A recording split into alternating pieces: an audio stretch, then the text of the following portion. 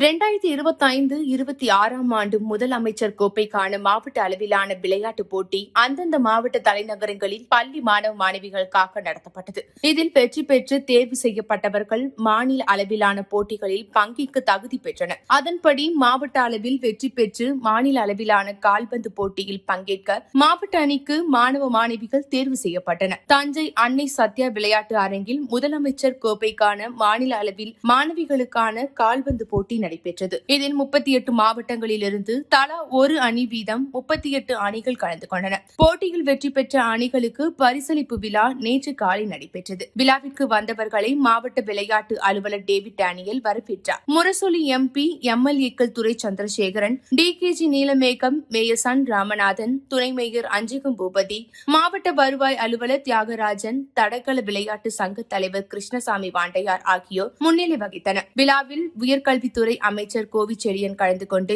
முதலிடம் பிடித்த நாமக்கல் அணிக்கு ரூபாய் 13.50 லட்சத்திற்கான காசோலை மற்றும் கோப்பைகள், 2ஆம் இடம் பிடித்த திருவாரூர் அணிக்கு ரூபாய் 9 லட்சத்திற்கான காசோலை, கோப்பைகள், 3ஆம் இடம் பிடித்த தென்காசி அணிக்கு ரூபாய் 4.50 லட்சத்திற்கான காசோலை, கோப்பைகள் ஆகியவற்றை வழங்கி பாராட்டினார்.